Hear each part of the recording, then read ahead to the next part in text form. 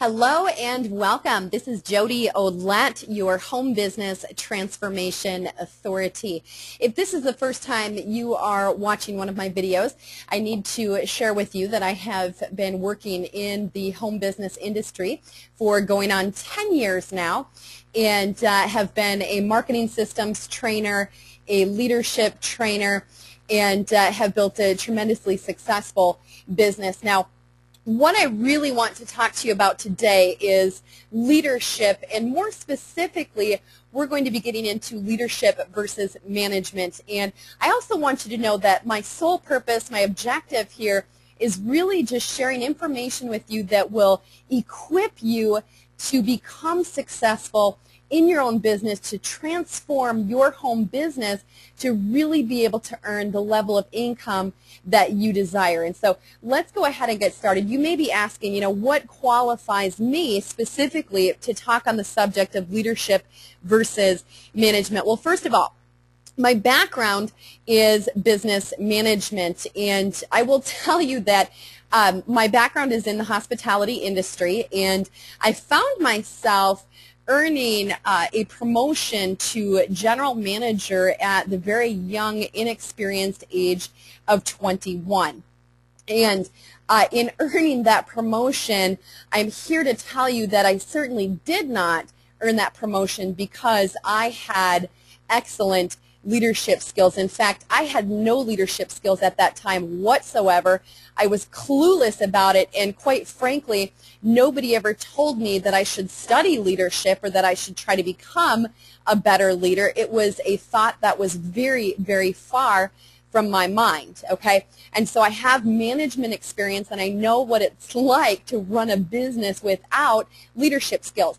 I also know what it is like to develop leadership skills and what it is like to truly lead a team of people to successful levels in business. And so this video, this information is designed to really provoke you to not only think about, to really ask yourself the key question, am I leading or am I merely a manager, am I merely maintaining? And so I do want to begin by letting you know, and I really want to encourage you to read a book by author John C. Maxwell. It's called The 21 Irrefutable Laws of Leadership. It is the first leadership book I ever studied. In fact, I've been studying this book for almost 10 years now.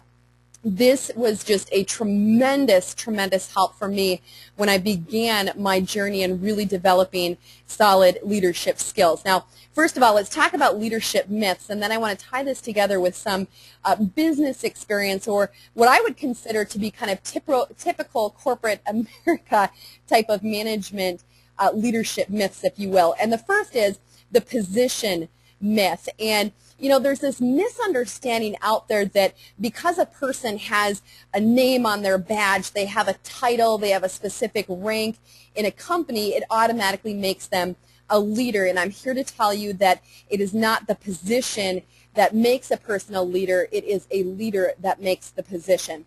The second is the knowledge myth. Oftentimes we think of people that have a lot of experience, they have a lot of know-how, they just know a lot, they seem to be very knowledgeable about their business, about their trade, about their profession, rather that we equate them with being a leader, and that is also not true. Being smart, being knowledgeable does not make you a leader.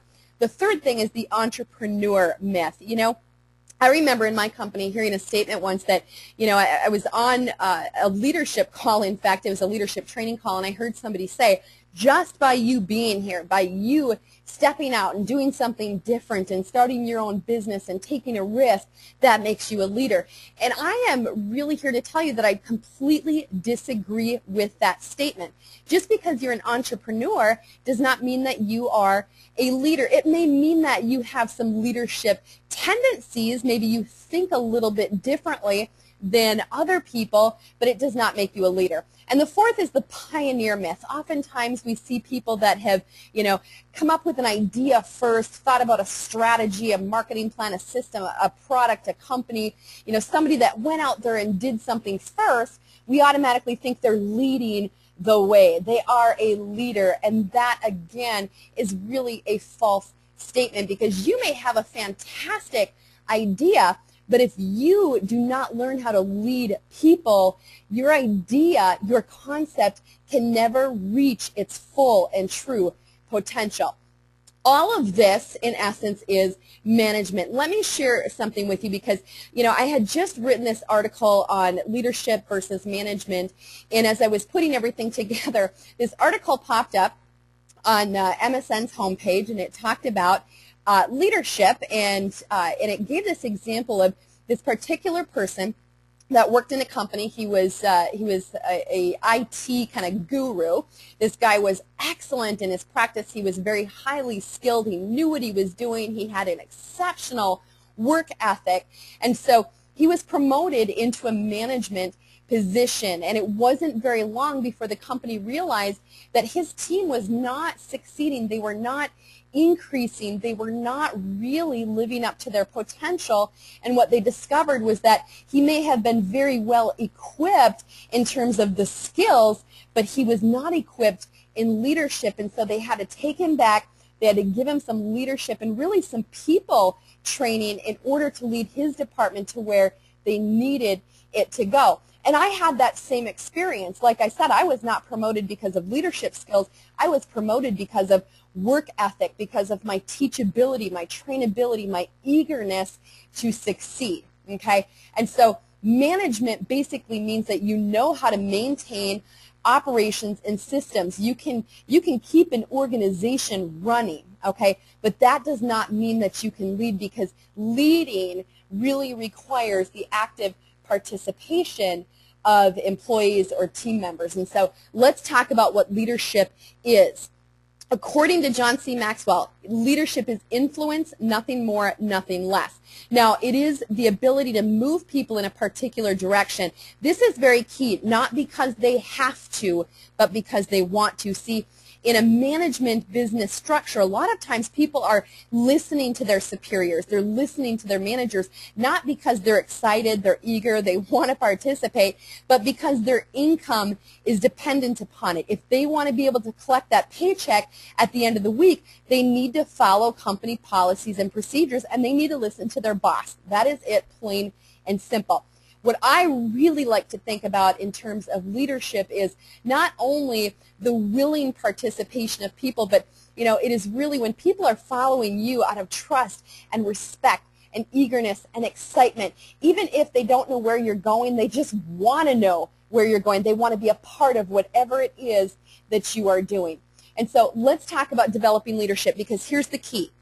If you want to build a successful business, you need to develop your leadership skills, because leadership is really about working with people. If you are out there working, completely by yourself over a computer, you're not dealing with people, you're not leading people, well, then obviously leadership is not going to be necessary for you. Maybe you're in data entry, who knows, okay?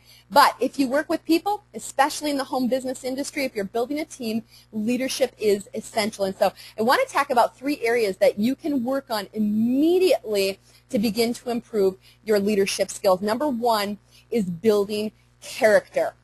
Now, building character, to me this really is about your integrity, and I'm also going to use the word faithfulness, okay? In order to build character, this is about really building a foundation where people know that they can count on you, okay? It means you are consistent, you are persistent, you are true to your word. In other words, you will do what you say you will do. People know that they know that they know they can count on you in any situation, under any circumstances. Being faithful means that you're not going to change your mind every 3 months. You're not going to try to change the direction of your team or your focus every 3 months, or when you have the first challenge arise or the first problem arise, or when something becomes uncomfortable. No, it means you are steadfast. It means you are solid. And this again is about integrity and faithfulness. Number 2 is making connections. Let's face it, this is about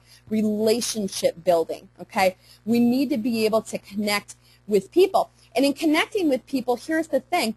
you need to let people in. You need to allow them to really see who you are and see your heart. When you make connections and your relationship build, it means that you are giving consideration and really thinking about other people. You need to be genuinely interested in other people. Take the time to learn about them, their interests, their goals, their desires, okay?